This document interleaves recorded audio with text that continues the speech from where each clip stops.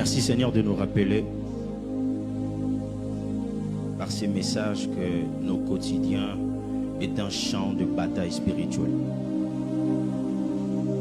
Aide-nous à prendre conscience de cette réalité spirituelle, mais tout en sachant que la victoire a déjà été acquise à la croix.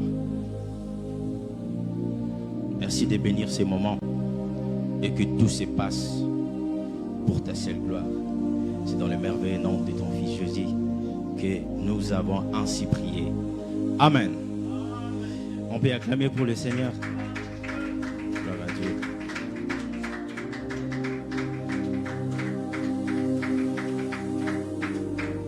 Merci, nous pouvons nous rasseoir. Je tiens à dire merci à l'ange de cette église. Merci révérend pour la confiance. Merci pour votre leadership et pour ces bons conseils que vous êtes pour moi en particulier. Merci à Maman Laurie. Merci à tous les hommes de Dieu. Merci à nous tous d'être bénis. Est-ce qu'on peut bénir le Seigneur pour nous-mêmes? Gloire au Seigneur. Je suis très heureux de faire la suite de ce message qui a été magistralement introduit par l'homme de Dieu. Papé qui nous a tellement bénis. Ce message profond sur le combat spirituel. Et je sais que c'est un sujet tellement très vaste. Et je ne pense pas pouvoir parler de tout. Je ne saurais pas non plus. L'homme de Dieu avait déjà vraiment brossé presque tout. Par la grâce de Dieu, on va essayer aussi d'exprimer la pensée de Dieu. Mais je demande juste au Saint-Esprit de m'aider à dire que l'essentiel qui va nous permettre de prier. Combat spirituel.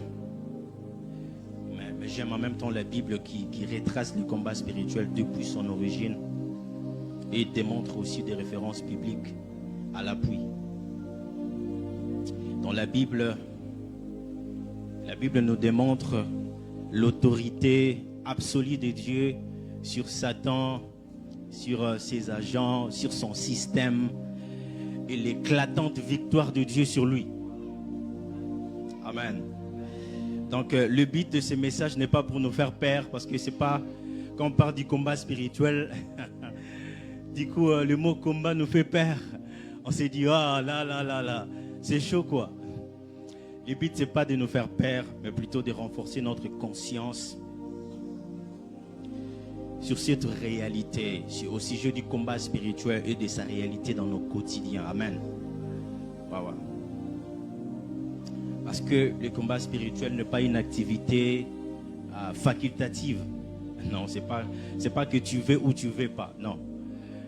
Au moment où nous sommes nés de nouveau, nous avons été enrôlés comme soldats dans l'armée de Dieu. Et du coup, on est impliqué dans le combat. Parce qu'il y a conflit entre des royaumes. Il y a conflit entre le royaume de ténèbres ainsi que le royaume de lumière. Mais les diables ou Satan est une entité très réelle qui, à l'origine, était un être céleste que Dieu avait créé, mais qui par un acte de désobéissance, de rébellion, il est devenu ennemi de Dieu. C'est Ésaïe 14 qui nous le dit bien. Il dit que Satan s'est dit en lui-même, il s'est dit, je me leverai et je monterai mon trône au-dessus des étoiles de Dieu. Tout ce qu'il visait, lui, le diable, c'était de devenir semblable au Très-Haut. Et quand cette iniquité a été trouvée en lui, il a été précipité, jeté. Et à partir de ce moment-là, les diables et une multitude d'esprits forment un front uni contre le royaume de Dieu. Les diables, Satan est le commandant et le chef d'une multitude de créatures qui lui ressemblent. Dans ces combats spirituels, je voulais dire qu'il y a des aspects.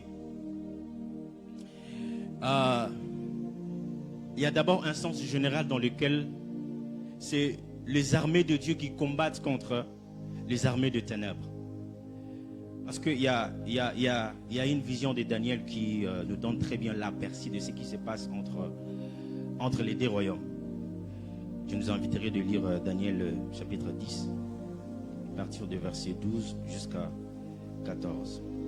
Si on peut nous lever, merci, pour honorer la parole de Dieu. Daniel chapitre 10, à partir du verset 12 jusqu'à 14. Nous lisons au nom de Jésus. Il me dit, Daniel, homme bien-aimé, écoute bien les paroles que je vais te dire.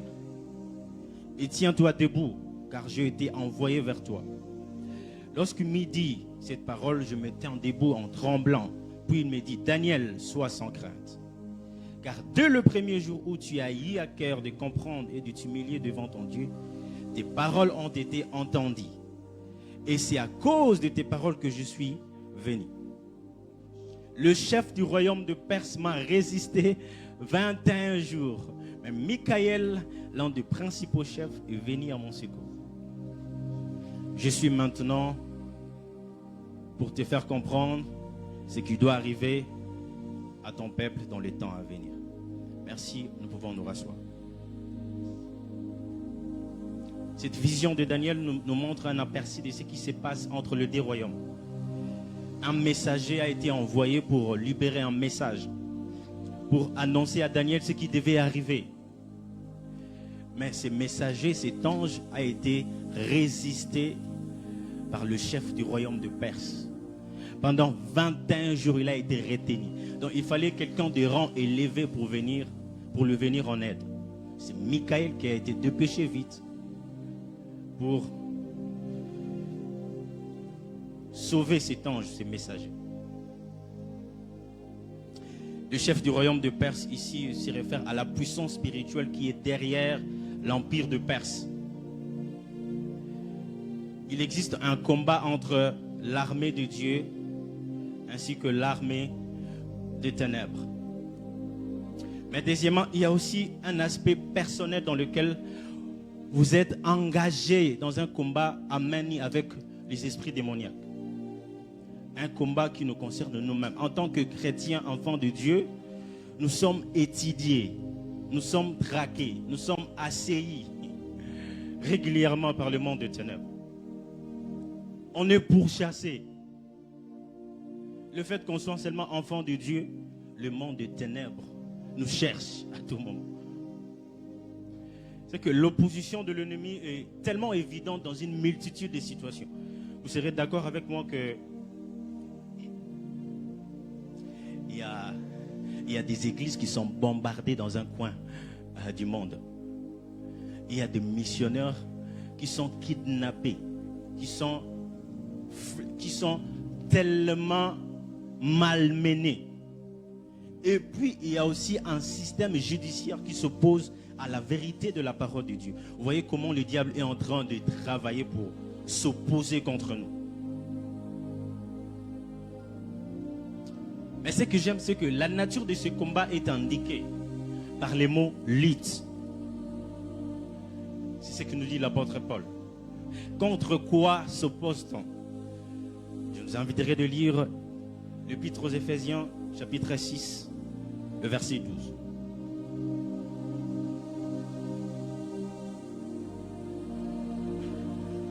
Car nous n'avons pas à lutter contre les autorités,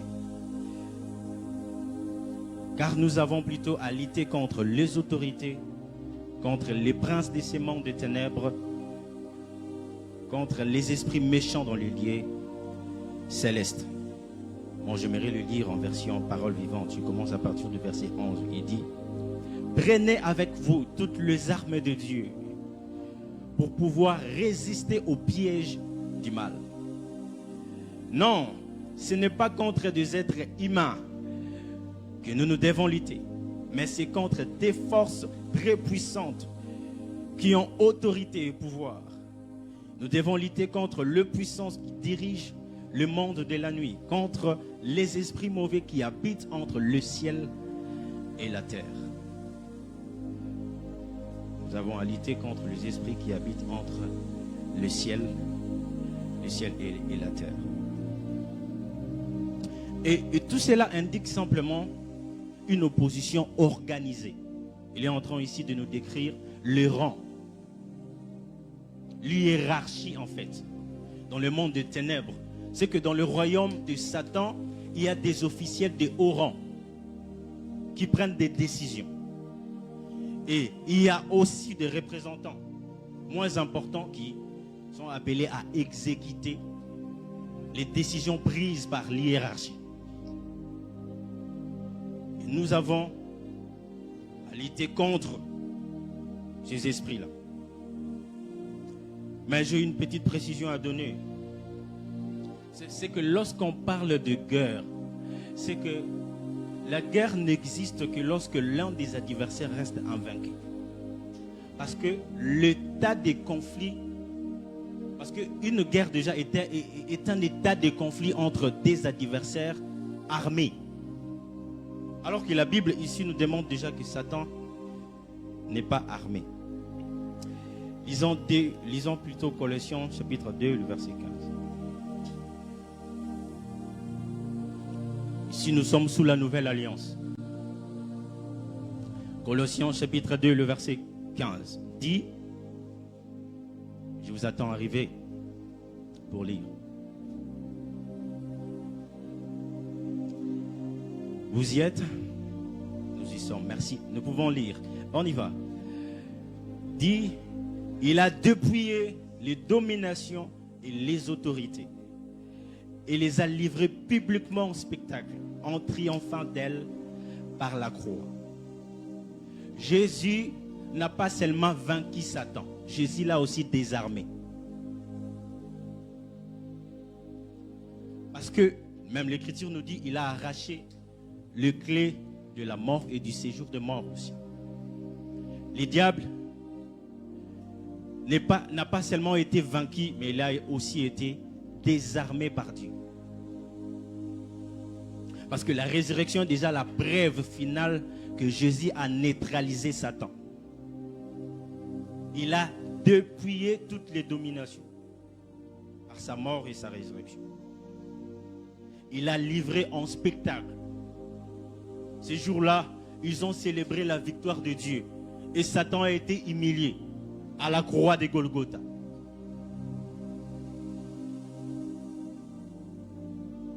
Alors, cela signifie que le but de notre lutte n'est pas pour gagner.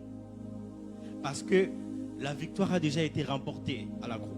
Le but de notre lutte avec le diable, c'est de rester debout.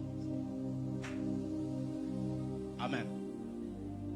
On ne lutte pas pour gagner. Nous combattons déjà dans la victoire. Mais nous sommes en train de lutter afin de maintenir notre position de victoire.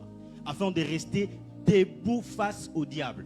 Afin d'imposer sa position de défaite.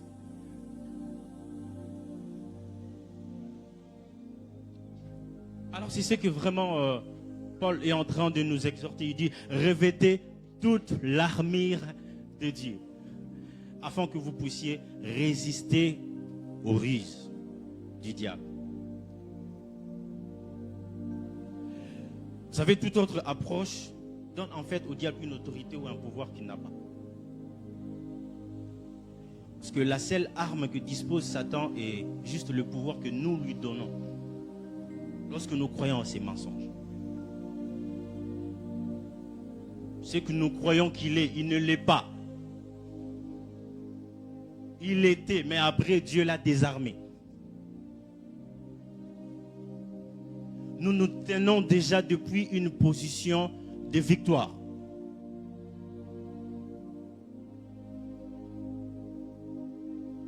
Si nous comprenons justement ces vérités, ce serait très utile pour notre bien-être spirituel.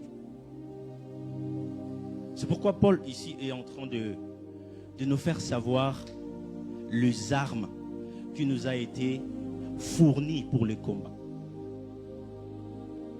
Et ces armes-là ont comme utilité de résister aux ruses du diable.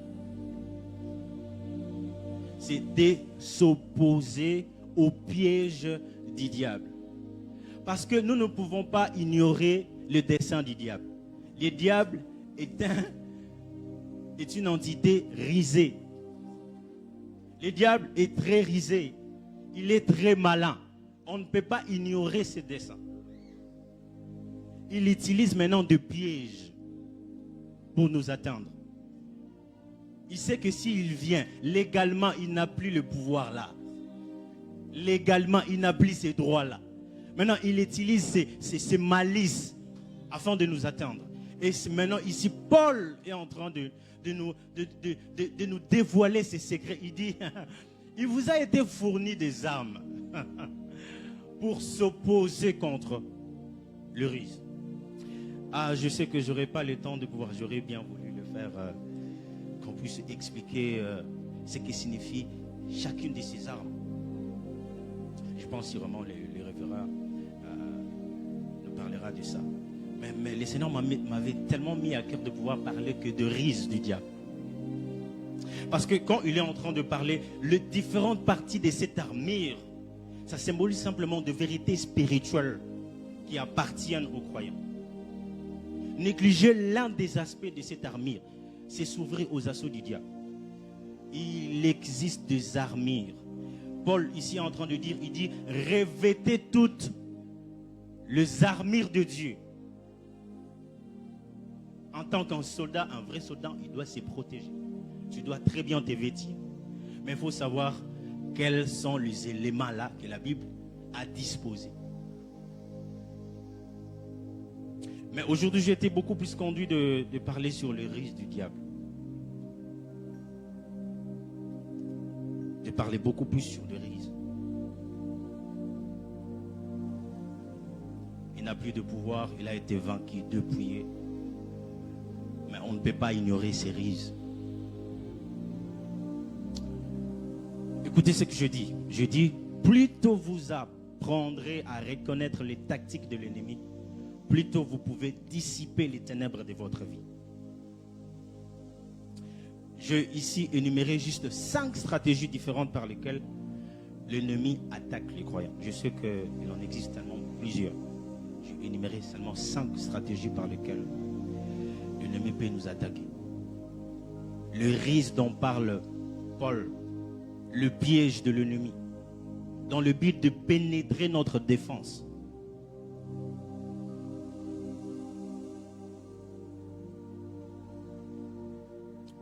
En premier lieu, je parle de la tentation.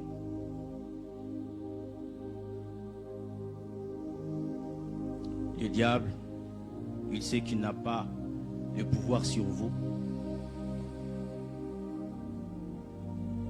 Il veut pénétrer votre défense spirituelle par des risques, par des pièges, qui va lui donner accès afin de venir frapper. Afin d'avoir un certain pouvoir sur vous, une certaine autorité sur votre vie. La première des choses, c'est que le diable utilise la tentation. Vous savez très bien que c'est pourquoi Jésus est en train d'exhorter à ses disciples. Il leur dit, veillez et priez pour ne pas tomber. Tout juste là. Parce que la tentation fait juste référence à une incitation au péché, au mal. Le diable, il utilise de ruses. L'un des moyens qu'il utilise pour pouvoir vous atteindre, c'est de venir vous solliciter. La tentation. Il peut vous tenter avec de l'argent, il peut vous tenter avec les hommes, il peut vous tenter avec des femmes, il peut vous tenter avec beaucoup plus de choses.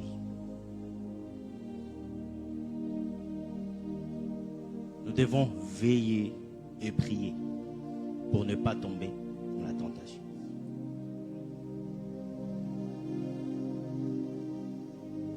Écoutez, la Bible dit que l'objet de notre tentation tombera toujours dans 3 catégories. La convoitise de la chair, la convoitise des yeux et l'orgueil de la vie. Vous savez déjà, lorsque nous parlons de la convoitise de la chair, c'est que nous nous référons à la partie non régénérée de notre esprit, de notre corps, qui cherche à nous éloigner de la nouvelle vie résidant dans notre esprit. Convoitise de la chair. C'est chose qui vient attirer notre chair, qui vient nous attirer vers le mal, en fait. Nous détacher de ce pourquoi nous devons nous attacher, afin d'aller ailleurs et de nous attacher à autre chose qui contribue à notre destruction. Il y a aussi la convoitise des yeux.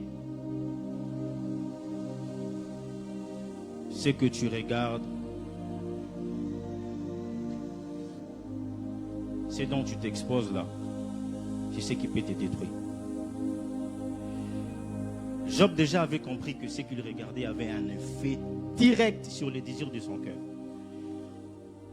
Et dans le même ordre d'idée, Jésus s'est dit, quiconque regarde même une femme pour la convoiter a déjà commis un adultère avec elle. Attention à ce que nous regardons. Parce que c'est l'un des moyens par lesquels le diable utilise pour nous atteindre. Il existe aussi l'orgueil de la vie. On parlait de la tentation. Pour vaincre la tentation, nous devons veiller et prier. Ne sois pas un scandale pour l'Église. Ne sois pas un objet d'humiliation qui viendra discréditer plutôt l'Église corps du Christ. Je ne parle pas de l'Église locale. Parce que vous voyez aujourd'hui, la plupart des gens, si ils ne se rendent pas à l'Église, c'est à cause des scandales qui se produisent du jour au lendemain.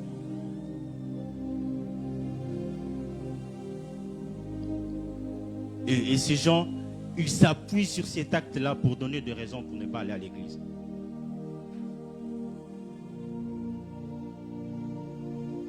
Le deuxième moyen que le diable utilise pour nous atteindre, c'est la tromperie.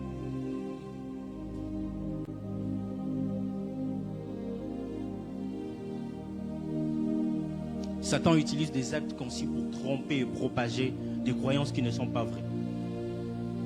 Vous savez comment remarquer la tromperie du diable? Ça a commencé par une question. Lorsqu'il a demandé à Ève. Le diable est parti s'adresser à la personne qui n'avait pas reçu l'instruction de Dieu. Et tout ce qu'elle visait, c'était de susciter en elle les doutes.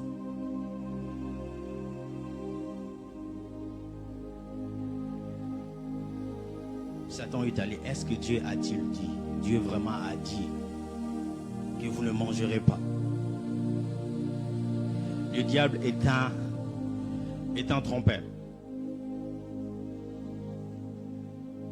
Le diable, il vise à jeter le doute sur l'authenticité de la vérité de la parole de Dieu. Attention avec la tromperie du diable. Attention à ce dont vous exposez vos oreilles. Parce que c'est un moyen par lequel le diable veut vous attaquer. Vous savez, aujourd'hui, il y a des gens qui ne payent pas la dîme. Il y a des gens qui ne donnent pas l'offrande. Il y a des gens qui ne sont pas libérales. Il y a des gens qui ne sont plus sérieux. Il y a des gens qui ne sont plus assis, stables, parce qu'ils ont été exposés à quelque chose qui ont affaibli leur foi. Ils ont été exposés au mensonge du diable. Parce que quelqu'un a juste déclaré que après Christ a aboli ce genre des histoires, la dîme ça n'existe plus, on ne donne pas la dîme. Et ces gens-là, ils sont même à l'église, hein. Ils appliquent la même chose. Mais ils ne savent pas qu'ils ont été trompés par les dieux.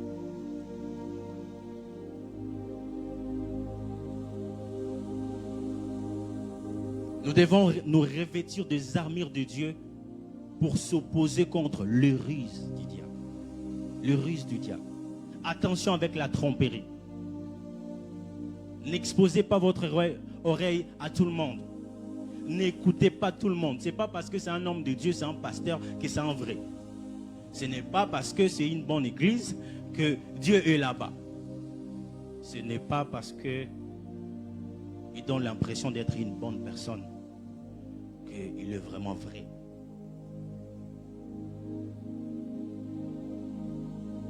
Il cherche à tromper nos esprits, à étouffer notre conscience et à tordre la vérité.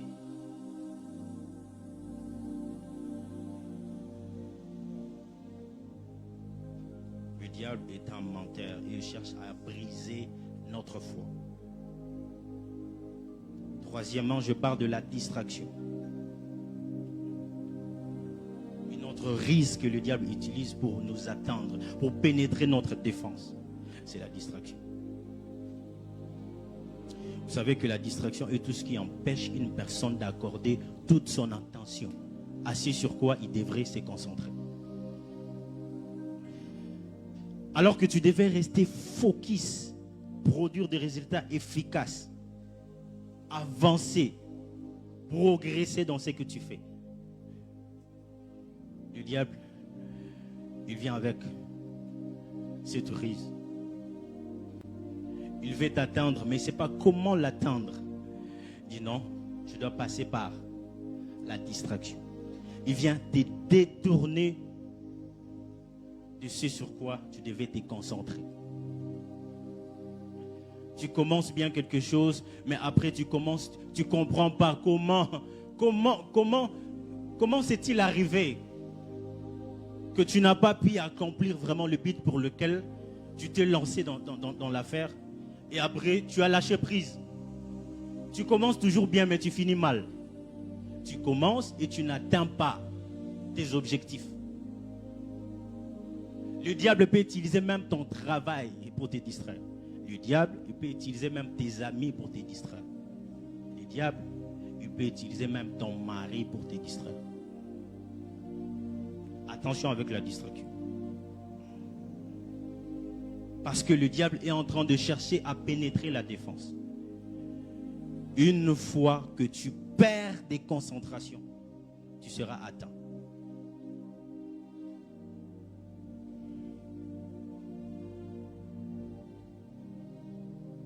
Parce que tout ce qu'il veut, c'est absorber votre énergie spirituelle. Votre télé peut être une distraction pour vous.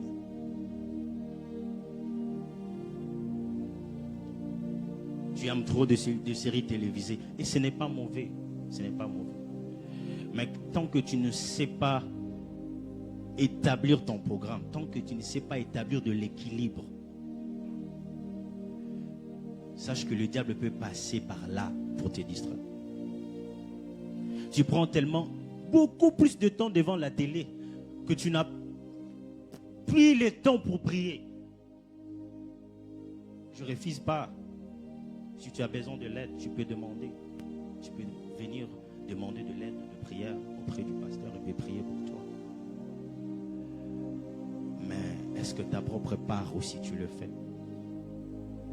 Pourquoi tu ne grandis pas dans ta vie personnelle de prière à cause de la distraction?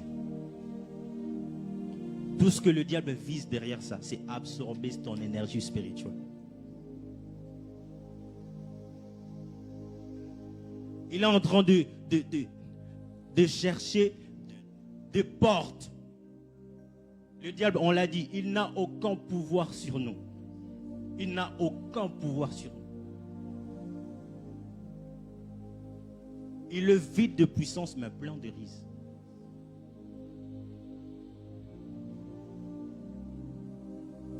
La quatrième des choses, je vais parler de la dépression. L'un des moyens par lesquels le diable utilise pour pénétrer notre défense, pour attaquer les croyants, c'est la dépression. Tu ne comprends pas, tu éprouves une vive douleur, une vive douleur morale dans le cœur. Je ne sais pas. Tu constates juste des sauts d'humeur, la perte de sommeil, la perte d'appétit.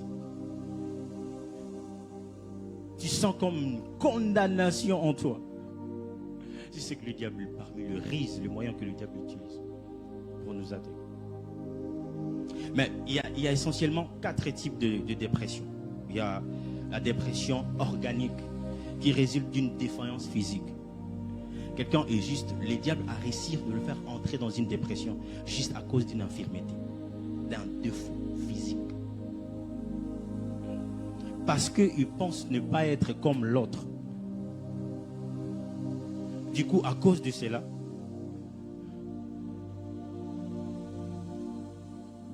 toute sa vie est devenue très sombre. Mais il existe aussi de la dépression circonstancielle. Les problèmes de la vie vous ont mis tellement dans une condition très difficile. Juste par une condition de la vie. C'est parce que ce que tu demandes, tu n'as pas réussi. C'est parce qu'il t'est arrivé quelque chose tellement de très mal qui t'a tellement affecté. C'est parce que ce que tu cherches, tu ne l'as pas encore trouvé. Ça te fait entrer dans une dépression. Et ça, c'est l'un des moyens que le diable utilise pour nous attaquer. Il existe aussi de la dépression qui réside direct, justement, qui est le résultat direct de l'activité satanique. Ça, c'est le diable qui les crée en nous.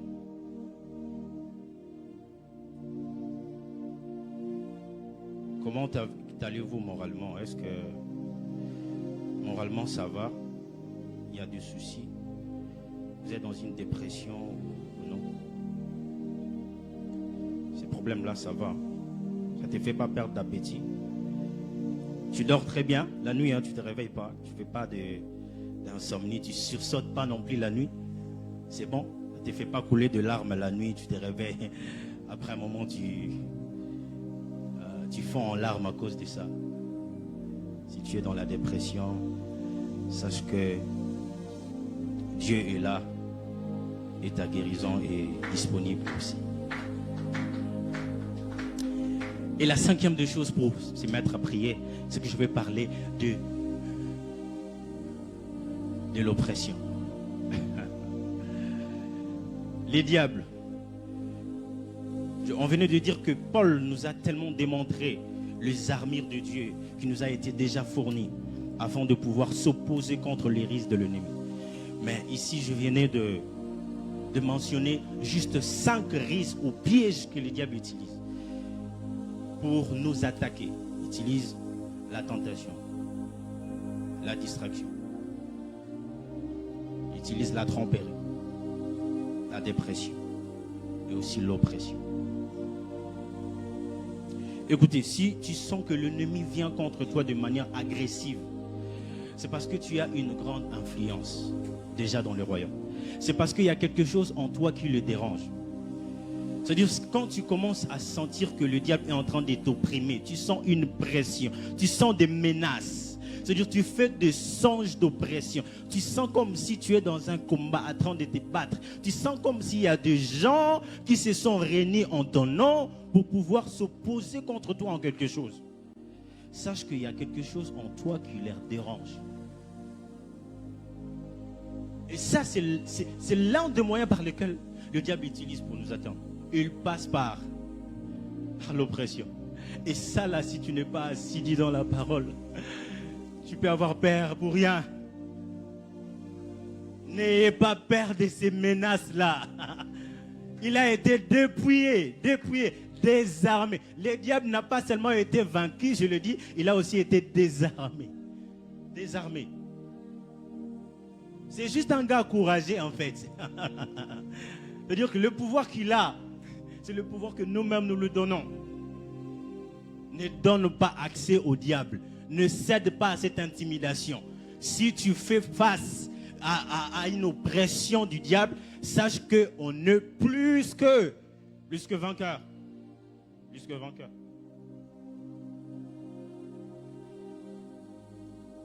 Écoutez, les Écritures déjà sont très claires que nous sommes investis de l'autorité par Jésus-Christ. Il a dit, je vous ai donné le pouvoir de marcher sur les scorpions, sur les serpents et sur tout le pouvoir du malin. Et rien ne pourra. J'aimerais qu'on s'élève et qu'on se mette à battre les mains et à dire qu'on ne va pas céder à cette intimidation. On va maintenir notre position de victoire et imposer sa défaite.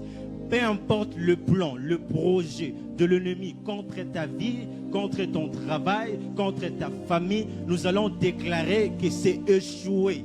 Ils sont vaincus, ils sont dépouillés, ils sont sous nos pieds, proclamant et déclarant au nom de Jésus-Christ. Je prie au nom de Jésus. Je prie au nom de Jésus. Je prie au nom de Jésus. Je ne serai pas atteint par les diables parce qu'il n'a pas ses pouvoirs, parce qu'il n'a pas ses droits, parce qu'il ne peut pas me toucher, parce qu'il n'a rien à me faire. Je suis enfant de Dieu et je suis caché avec Christ en Dieu. Je proclame que je ne suis pas intimidé par les diables. Je ne suis pas intimidé par les diables. Je ne suis pas intimidé. Je proclame, je lui résiste. Ils sont vaincus au nom de Jésus. Je ne serai pas atteint.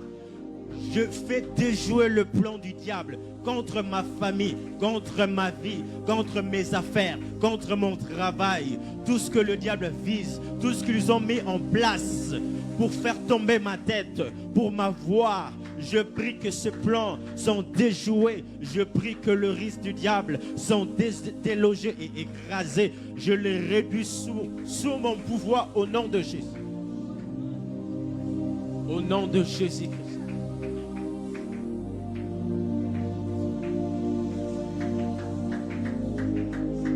Au nom de Jésus, au nom de Jésus, au nom de Jésus, au nom.